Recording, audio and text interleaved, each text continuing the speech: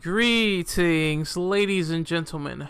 This is Renegade Operative here, your self-proclaimed internet savage, and I'd like to readily welcome you to a certain review that was long in the making when this conference was first announced.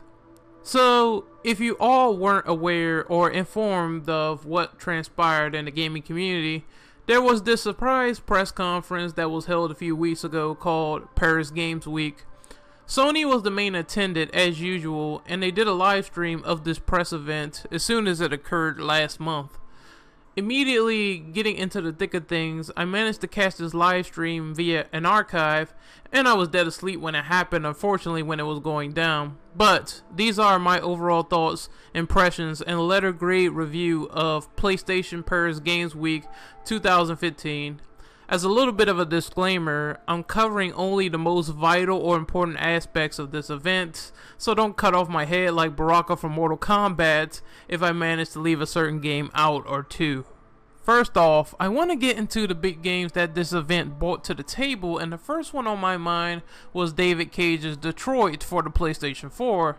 Now I know a lot of gamers from word of mouth thinks that David Cage is a highly pretentious prick with the things that he says about the gaming industry, myself included, when it comes to his philosophy about game overs ruining the medium. I will say, however, the idea behind Detroit slightly surprised me. Didn't figure that he would reel from the car tech demo once again, but it opens up a lot of new possibilities that could be done with this outing as a storyline. However, from a gameplay perspective, I think that Detroit will be the same old walking, simulated, interactive QuickTime event garbage that we all come to know from David Cage games. Nothing really super riveting, but we'll see what happens. The next reveal that was highly important was the Uncharted 4 A Thief's End multiplayer trailer. They showed off a few key features that I talked about in the previous first impressions video, such as the use of mystical elements that hurt the player, sidekicks that are AI controlled partners that can assist you in the field, and the inclusion of a radar and a map, just like The Last of Us, as well as one new one-hit kill rope melee that I saw in the trailer. I'm kinda glad that even though the resolution has been cut to 900p, that they still can keep the frame rate constant at 60 FPS. Otherwise, it remains how good the game will play with the multiplayer variant, given that the off-cam footage that was shown afterwards was relatively short. I only dread that the perks will get vastly overpowered, just like they were in Uncharted 3 Drake's Deception, and that is one good reason to worry, because that is one of the things that made that game's multiplayer inferior to Uncharted 2 Among Thieves.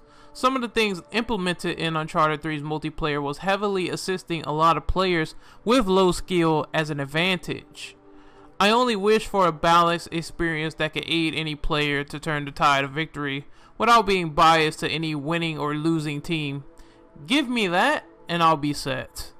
I think this was the middle of the conference, which they talked about a lot of PlayStation VR. This was probably the longest segment that the show had to offer in terms of displaying a product to a substantial degree. A lot of new VR games were covered, so I'm going to outline most of them here. First off, Tekken 7. Tekken 7 was confirmed to have VR support. I honestly don't think that a high precision fighting game where you rely on inputs will get the job done when it comes to VR. I think once you pop on that headset and try to play Tekken 7, I think it's going to be a disaster in the making. It's going to be just imprecise flailing. It's just a definite gimmick that won't work well with this long-standing franchise, in my opinion. Riggs was a mechanical robot combat game that looks like it was designed as something MLG competitors can get into. I think the concept of mechs blasting each other in this VR headset will work better on a fundamental level than Tekken 7 will. Let's just hope that the game functions as good as it looks right now.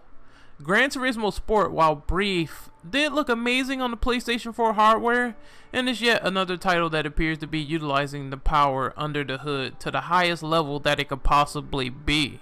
No gameplay though, which is really unfortunate from what I can gather, but I think that the VR steering and driving peripherals that it has will give it a better time to shine than a fighting game in VR. My overall thoughts on PlayStation VR is that this has the liberty to be easily turned into an overglorified gimmick, or it has the opportunity to probably succeed. We don't know yet. It's a 50-50 chance. It could go downhill or succeed. However, I would be more than willing to try it and see how accessible it can be. It deserves a college try at best. However, I'm just not into the whole VR headset craze that everyone seems to be on right now as the trendy method to engage in. We all know what happened to the Virtual Boy, and quite frankly, that was not a pretty sight. Now, we're going to get into the games they either showed nothing about or I literally have no interest in whatsoever, and this list goes as follows. Wild. I have literally nothing to say about this. It looks like an animal simulator or something, maybe one of those guide games in the vein of Peter Molyneux style adventures, but I'm just not feeling it personally. Matterfall. They showed nothing of this. All we can tell is it's going to be some form of a shooter where the enemies are made of crystals. That's it. That might look pretty, but you don't have my interest gauged at the moment.